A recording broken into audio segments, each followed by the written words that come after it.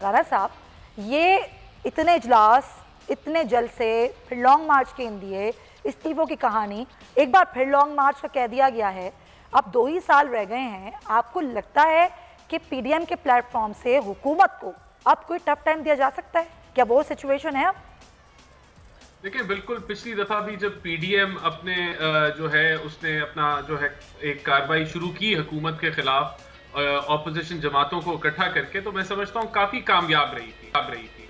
हमें सिर्फ जहां हम फंसे वो इस चीज के ऊपर फंसे जब एक जमात जो है वो हुकूमती रहनुमाई हासिल करके उसने जो है अपनी सेनेट के अंदर जो है फवायद उठाए और जो ऑपोजिशन सीट है सेनेट का उसके लिए किया।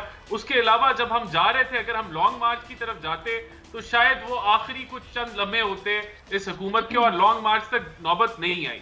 आज दोबारा मैं समझता हूं कि देखिए, मुल्क के मसाइल वहीं खड़े और जब तक मुल्क के अंदर जो है वो मसाइल हल होने की तरफ नहीं जाते तब तक पीडीएम और ऑपोजिशन जो है वो तगड़ी ही रहेगी। क्योंकि आज भी महंगाई का इशू था, कल भी था, आज बदतर हो गया है। आज अगर खसारे हैं वो बदतर हो गए हैं, रेलवे पीआईए बदतर हो गई है, आम आदमी की जिंदगी बदतर हो गई है। तो पीडीएम उतनी ही रेलेवेंट है, बल्कि ज्यादा रेलेवेंट है जितनी कल थी। अब बात आ गया कि हम हुकूमत को टफ टाइम दे सकेंगे या नहीं दे सकेंगे। तो हुकूमत पहले ही टफ टाइम में हर एरिया के अंदर, हर सेक्टर के अंदर, आप फॉरेन पॉलिसी देख लें तो हम इतने आइसोलेटेड कभी भी नहीं रहे जितने हम आज हैं। कि ना सीपेक उस स्पेस पे चल रहा है, ना अमेरिका के साथ वो तल्लकात है। कश्मीर जो है वो उस पे काबिज हो गया इंडिया। हम एक इंटरनेशनल ऑब्जर्वर वहां नहीं भिजवा सके और हम कहते हैं कि हमने कश्मीर के चैंपियंस हैं हम और हमने कश्मीर की बात और उसको पॉइंट को उजागर किया। तो मामला बहुत गंभीर हैं इस मुल्क के और इंशाल्लाह ताला मैं समझता हूं कि अवाम इस चीज के इंतजार में थी।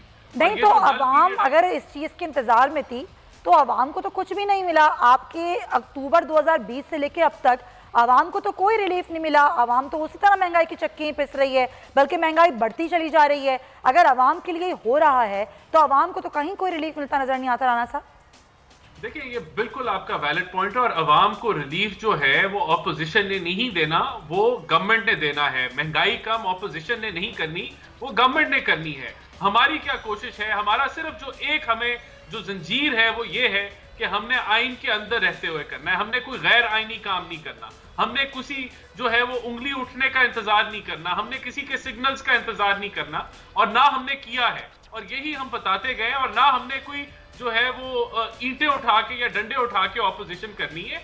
हमने अपनी आईनी हदूद के अंदर रहते हुए जो हम कर सकते हैं वो हम कर रहे हैं। पार्लियामेंट में जब हम कोशिश करते हैं तो पार्लियामेंट ये चलने नहीं देते।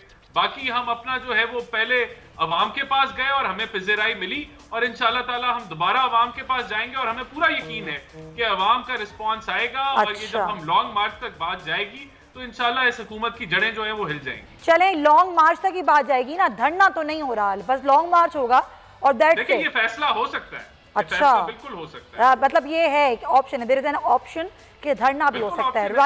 राइट पॉइंट देखिए नदीम कुरैशी साहब, आप ज़ाहिर पीटीआई का एक पूरा एक तारीख है कि ज़ाहिर आपने इतना बड़ा 126 दिन का धरना दिया। उस धरने से हुकूमत तो नहीं गई लेकिन धरना दिया गया। अब ये ऑप्शन तो अपोजिशन के पास भी है कि वो लॉन्ग मार्च करें या धरना दें।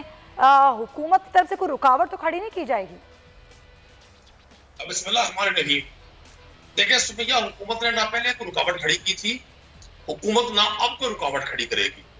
देखना यह है कि जो इमरान खान है और उनकी जमात ने धरना दिया, उनका नुक्ता नजर क्या था, और आज की अपोजिशन है जो 35 साल इक़्तिदार में रही, इनका नुक्ता नजर क्या है।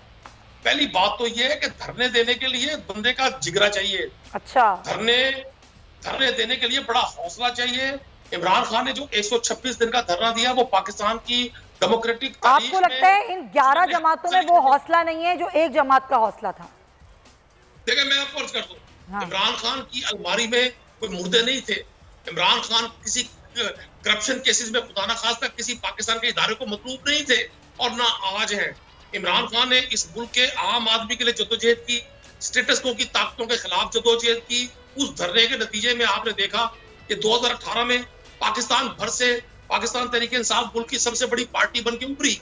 इस 3 साल में हम गिलगित बल्तिस्तान से कश्मीर तक अल्हम्दुलिल्लाह लोगों को इस मौक़िफ़ पे कायल करने में कामयाब हुए।